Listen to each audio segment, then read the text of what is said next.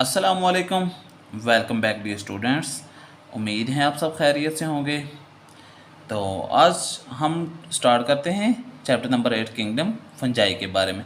तो kingdom fungi को हम किंगडम ऑफ रिसाइक्लर्स भी कहते हैं। किंगडम ऑफ रिसाइक्लर्स इस वजह से कहते हैं क्योंकि ये जो है न्यूट्रिएंट्स को एटमॉस्फेयर में लाते हैं और एटमॉस्फेयर से जो है ऑर्गेनिजम्स की बॉडी में चला जाता है। इस तरह न्यूट्रिएंट्स की जो है ना रिसाइकलिंग, उसमें भी इनका इन्वॉल्वमेंट है। उसके बाद आपकी जो बुक है ना चैप्टर नंबर 8, ये माइकोलॉजी का एक छोटा सा पोर्शन है। तो माइकोलॉजी ये बायोलॉजी की ब्रांच होती है जिसमें हम स्टडी के बारे में पढ़ते हैं। तो अब तक जो फंजाई की स्पीशीज़ डिस्कवर हो चुकी है वो 1 लाख है, या इससे ज़्यादा जो है वो डिस्कवर होने वाली है। जो प्रिडिक्शन हो रही है इसके बारे में, फ्यूचर में अभी डिस्कवर होने वाली है।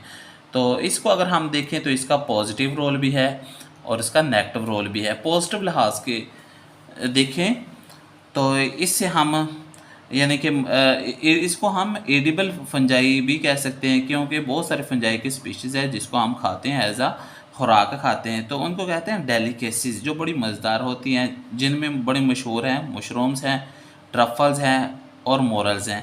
इसी तरह इनका कमर्शियल इंपॉर्टेंस भी बहुत ज़्यादा। कमर्शियल इंपॉर्टेंस में हम एक एंटीबायोटिक जिसका नाम है पेंसिलिन, और ये हम हासिल करते हैं फंजाई की एक टाइप जिसको हम कहते हैं पेंसिलियम नोटेटम से। इसी तरह फंजाई का अगर पॉजिटिव रोल और देखें तो इसको बेकरीज में और ब्रेवरीज में इस्तेमाल करते हैं। ब्रेवरीज कहते हैं कारखाने, जो शराब वाले कारखाने होते हैं, इसको ब्रेवरीज कहते हैं, जिसमें ग्लूकोज के फर्मेंटेशन करके इथाइल अल्कोहल जो है प्रोड्यूस करवाया जाता है। इसके बाद फंजाई का पॉजिटिव रोल जो है ये इकोलॉजी में रिलेटेड टू एनवायरनमेंट, मतलब ये बैक्टीरिया के साथ मिलकर डीकम्पोजिशन में हिस्सा लेते हैं। एनवायरनमेंट के अंदर जितना भी डेड बॉडी पड़ा हुआ, ऑर्गेनिजम्स पड़ा हुआ डेड फॉर्म में, उसको ये डिकम्पोज करके एनवायरनमेंट में न्यूट्रिएंट्स ऐड कर देते हैं। इसी तरह जब हम नेगेटिव रोल की बात करेंगे तो नेगेटिव रोल इसको हम कहते हैं, ये फंजाई को नोटोरियस पैथोजेंस, यानी कि ऐसे पैथोजेंस हैं जो मशहूर हैं अपनी बदनामी की वजह से।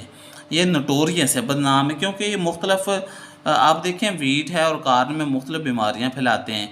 और बीमारियां कौन कौन सी है? बड़ी मशहूर बीमारियां रस्ट एंड स्मार्ट। इसी तरह मोल्ड जो है, मोल्ड ग्रो करता है इंपॉर्टेंट क्रॉप्स और फूड स्टाफ, यानी कि खाने पीने वाली अशिया और ग़िज़ाई अजनास वाली जो फसलें हैं उसके ऊपर ये ग्रो करता है।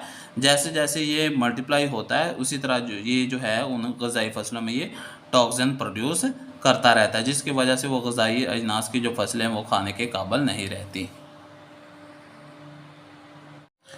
फंजाई के अगर हम टैक्सोनॉमिक स्टेटस की बात करें तो टैक्सोनॉमी कहते हैं कि ग्रुप्स और सब ग्रुप्स में इसकी पोजीशन क्या है। तो इसको देखें, इब्तदाई अदवार में जब हमने इसको रखा हुआ था तब इसको किंगडम प्लांटी के अंदर रखा हुआ था। तो उसके बाद कुछ वजूहात थी जिसकी वजह से हमने इसको किंगडम प्लांटी से निकाल के किंगडम फंजाई के अंदर रख दिया। अब वो कौन सी वजूहात थी जिसकी वजह से इसको किंगडम प्लांटी के अंदर नहीं रहने दिया? अब देखते हैं इसका रिजेम्बलेंस क्या है, फिर उसके बाद डिफरेंसेस को डिस्कस करते हैं। रिजेम्बलेंस क्या है कि दोनों ऑर्गेनिज्म के पास देखें तो सेल वॉल मौजूद होती है। दोनों ऑर्गेनिज्म जो है ये सेंट्रियोल्स नहीं रखते हैं। उसके बाद दोनों के दोनों जो है ये नॉन मोटाइल होते हैं, ना फंजाई और ना प्लांट्स, ये दोनों मूव नहीं कर सकते। इसी तरह डिफरेंसेस की बात करें, फंजाई और प्लांट्स में क्या डिफरेंस होता है? तो प्लांट और फंजाई में जो डिफरेंस होता है वो सेल वॉल का भी होता है। सेल वॉल जो है प्लांट्स की वो सेलुलोज से बनी होती है। इसी तरह फंजाई के अंदर जो सेल वॉल होती है वो काइटन की बनी होती है। इसी के अलावा जो काइटन है ना वो आर्थ्रोपोड्स, मतलब फाइलम आर्थ्रोपोडा जो है ना, ये कीड़े मकोड़ों वाला जो एक फाइलम है, उसका जो एक्सोस्केलेटन होता है, उनका जो शेल होता है, एक्सोस्केलेटन होता है, वो भी काइटन का ही बना होता है। इसके अलावा अगर हम देखें प्लांट्स को, ये फूड चेन में प्रोड्यूसर्स का काम करते हैं, मतलब ये ऑटोट्रॉफ्स हैं, इनके पास क्लोरोफिल मौजूद होता है, अपनी फूड प्रिपेयर करते हैं। इसी तरह फंजाई की बात करें तो फूड चेन में डीकम्पोजिशन का काम जो है वो अदा करते हैं। इनका जो फंक्शन होता है वो डिकम्पोजर्स वाला होता है, तहलील कुनिंदगान वाला होता है। तो प्लांट्स की बात करें तो इनके पास है फोटोसेंसिस के लिए एक ग्रीन कलर का पिगमेंट मौजूद होता है जिसको हम कहते हैं क्लोरोफिल। इसी तरह फंजाई की बात करें तो इनके पास है क्लोरोफिल मौजूद नहीं होता। तो प्लांट्स की बात करें, क्लोरोफिल मौजूद होने की वजह से अपनी फूड जो है प्रिपेयर कर लेते हैं, तो ये ऑटोट्रॉफ होते हैं। तो फंजाई के पास क्लोरोफिल ना होने की वजह से ये अपनी फूड प्रिपेयर नहीं कर सकते, तो इस तरह ये हेटरोट्रॉफ है।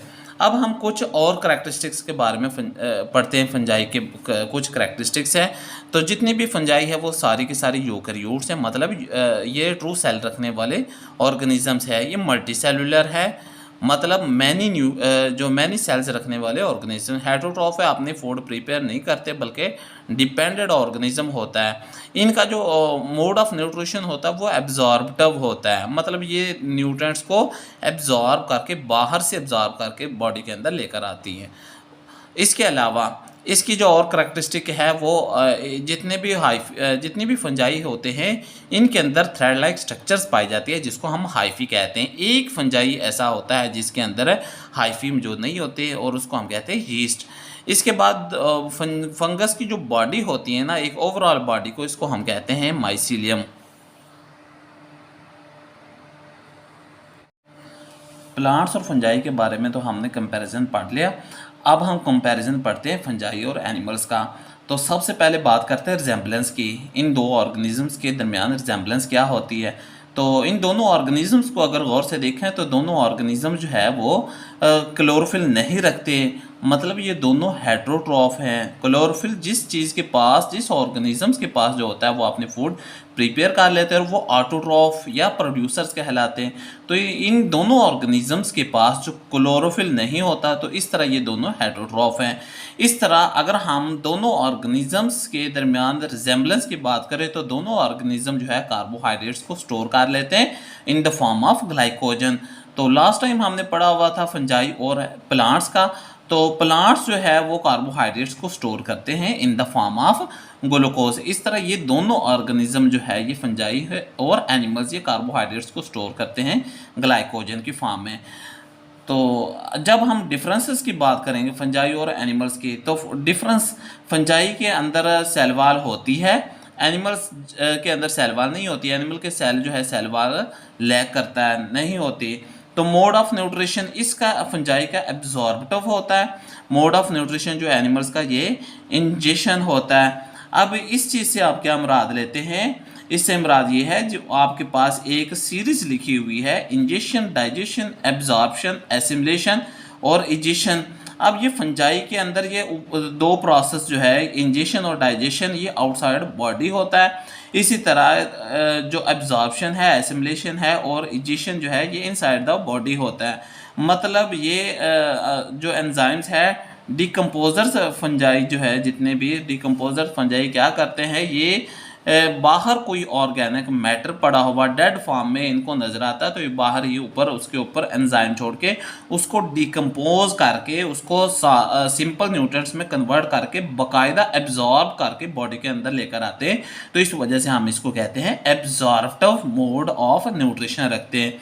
जबकि एनिमल्स की बात करें तो एनिमल्स के अंदर ये 5 के 5 प्रोसेस जो है, इंजेक्शन, डाइजेशन, एब्जॉर्प्शन, एसिमिलेशन और इजेशन जो है ये बॉडी के अंदर होते हैं। तो इस सीरीज़ को, इस जो सीक्वेंस को हम कहते हैं होलोजोइक मोड ऑफ न्यूट्रिशन। तो फंजाई और एनिमल्स के दरमियान जो मेजर डिफरेंस है, फंजाई जो है ये नॉन मोटाइल होते हैं, हरकत नहीं कर सकते। इस तरह एनिमल जो है, ये सारे के सारे एनिमल जो है ये मोटाइल होते हैं, आज़ादाना जो है मूव करते रहते हैं। फंजाई के बारे में एक अहम सिग्नल जो हमें मिलता है वो इसके है डीएनए स्टडीज़, जिससे हमें पता चलता है कि ना तो वो प्लांट्स हैं ना ही एनिमल्स है। अब हम न्यूक्लियर माइटोसिस के बारे में पढ़ते हैं। न्यूक्लियर माइटोसिस जो है ये भी सिर्फ फंजाई में पाई जाती है, ना तो ये प्लांट्स में पाई जाती है और ना ही ये एनिमल्स में पाई जाती है। इस वजह से हम इसको कहते हैं पिकुलियर करैक्टरिस्टिक ऑफ फंजाई। तो प्रोसेस क्या है, तो आप यहाँ पर चेक करेंगे न्यूक्लियर माइटोसिस, न्यूक्लियस में माइटोसिस होती है। माइटोसिस क्या होता है कि एक सेल का 2 डॉटर सेल्स में चेंज हो जाना।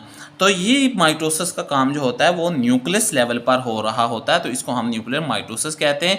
जैसे यहाँ पर देख रहे हैं कि ये माइटोसिस का काम जो है ये सेल लेवल पर नहीं होता, बल्कि न्यूक्लियस के अंदर माइटोसिस होती है। न्यूक्लियस के एक पेरेंट न्यूक्लियस जो है वो 2 डॉटर न्यूक्लियस में चेंज हो जाता है, तो इस प्रोसेस को हम कहते हैं माइटोसिस। तो तो क्या प्रोसेस है, nuclear envelope does not break, nuclear envelope जो है वो ब्रेक नहीं करता जब माइटोसिस का प्रोसेस स्टार्ट होता है। उसके बाद mitotic spindles are found within nucleus, nucleus के अंदर माइटोटिक स्पिंडल्स जो है इनकी फॉर्मेशन हो जाती है। और माइटोटिक स्पिंडल्स आते किधर से, क्योंकि फंजाई के अंदर सेंट्रियोल्स मौजूद नहीं होते, तो ये किधर से इनकी फॉर्मेशन होती है, तो फंजाई के अंदर, फंजाई के सेल के अंदर उनके जो न्यूक्लियस के अंदर एक रीजन मौजूद होता है जिसको हम कहते हैं एनालोगस रीजन्स, जिसका काम जो होता है वो बिल्कुल सेंट्रियोल्स वाला ही होता है, जिसका काम माइक्रोट्यूब्यूल बनाना है। बस स्ट्रक्चर में ये डिफरेंट होते हैं, तो स्ट्रक्चर में डिफरेंट होते हैं लेकिन इनका जो फंक्शन होता है ना वो सेम ही होता है। इस वजह से हम इसको कहते हैं एनालोगस रीजन, जहाँ से स्पिंडल फाइबर जो है निकलते हैं। उसके बाद nuclear membrane constrict between two clusters of chromosomes. अब यहाँ पर चेक करें, ये स्पिंडल फाइबर जो है आकर अटैक करती है क्रोमोसोम्स के ऊपर। क्रोमोसोम्स के जो दोनों क्रोमेटेड आर्म है उसको अलहदा करने की कोशिश करते हैं। जब ये अलहदा हो जाएंगे तब जो है न्यूक्लियर मेम्ब्रेन जो है इन्वेजिनेट करना शुरू हो जाएगी, मतलब क्रोमोसोम्स के टू क्लस्टर्स के दरमियान ये कॉन्स्ट्रिक्ट करना स्टार्ट कर देगी, इन्वेजिनेट होना स्टार्ट कर देगी। लेकिन सम फंजाई में न्यूक्लियर इन्वेल्प जो है वो डिसमेंटल हो जाती है, वो ये डिसअपियर हो जाती है, जैसे यहाँ पर आप देख रहे हैं। तो ये सारी बातें हैं, ये सारी वजूहात है जिसकी वजह से हमने किंगडम जो फंजाई है इसको हमने ना तो प्लांट्स में रखा ना तो एनिमल्स के अंदर रखा। तो ये सारी बातों की वजह से हमने इसको एक अलहदा से किंगडम का दर्जा दे दिया।